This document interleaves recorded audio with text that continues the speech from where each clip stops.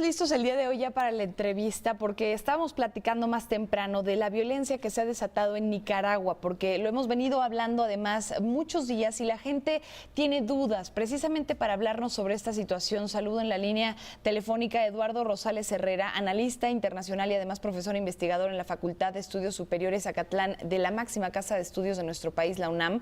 Y así te damos la bienvenida y pues preguntarte ¿en qué va ahorita el conflicto en Nicaragua? Porque la gente quiere saber, muchas notas hemos dado, incluso de gente que ha fallecido, y sin duda habría que esclarecer el tema. Bienvenido.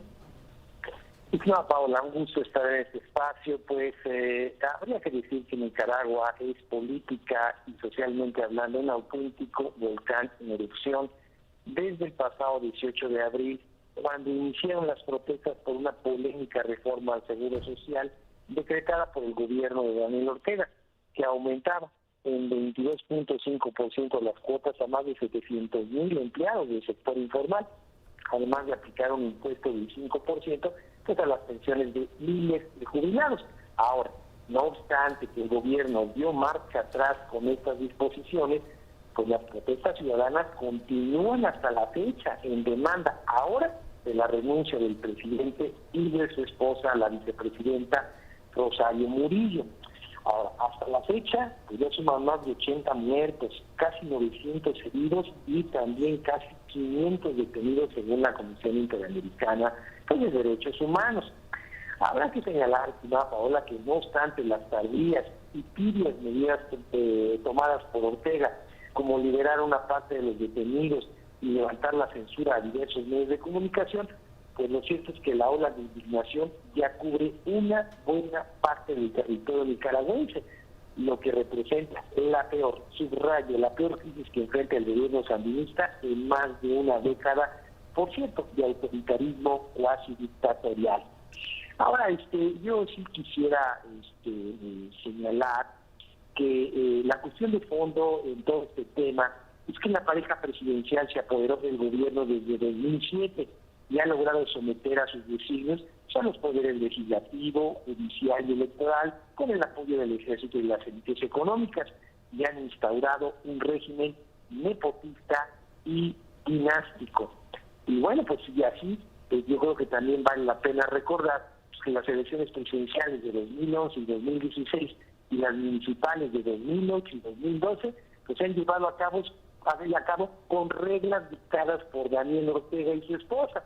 Así las cosas, pues dando la menor posibilidad de que la oposición pueda competir frente al gobierno presidido por un exguerrillero del Frente Sandinista de Liberación Nacional, estimada Paola.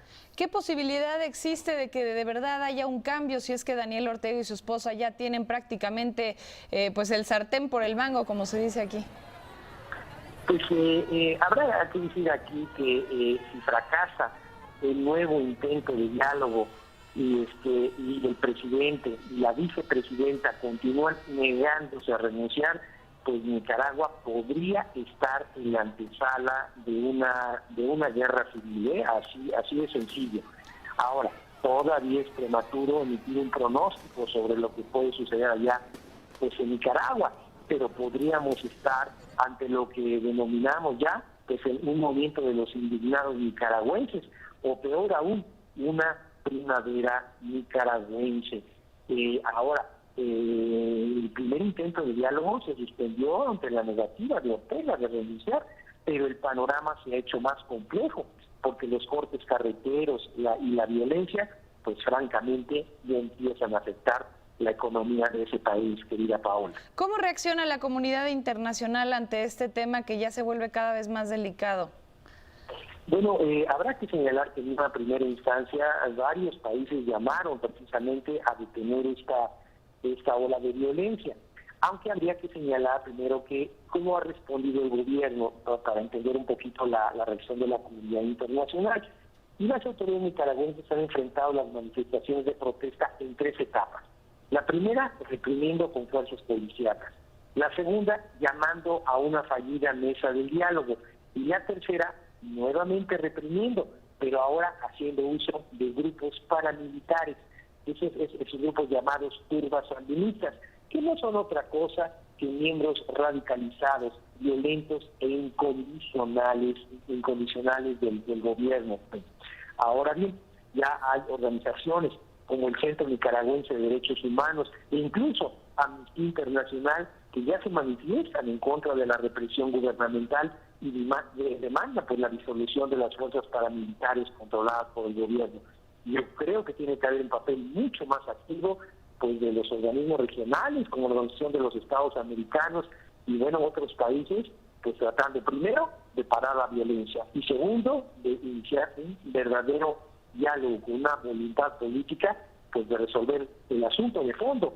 Es que debe haber pues nuevas elecciones, debe haber elecciones transparentes, libres, debe haber libertad de expresión y sobre todo respeto a los derechos humanos, estimada Paola. Por último, Eduardo Rosales, nos decías la palabra primavera nicaragüense, y esto obviamente nos hace pensar en aquella primavera árabe y cómo se dispersó y al día de hoy pues no han terminado las consecuencias al respecto. ¿Tú crees que esto pudiera también dispersarse en América Latina, que hubieran otros países que pudieran seguir este tema, pues no sé si decirlo rebeldía, pero sí de oposición por lo menos a los regímenes o a las dictaduras? En el caso de Nicolás Maduro, digo, yo podría llamarlo dictadura, pero bueno, ahí ya será cosa de cada quien, él cree que está reelecto. ¿Crees que esto puede hacer algo, como dicen otros, que se contagie como la primavera árabe?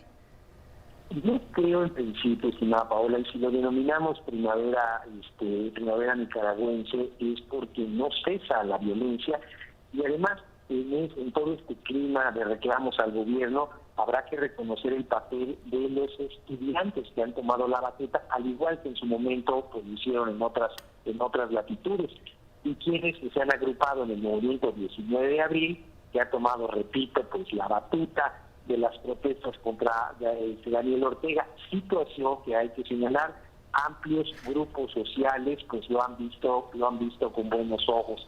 Entonces, sí, no cesa la violencia, no cesan las protestas, y ahora escalado hasta exigir la renuncia del presidente y de la vicepresidenta.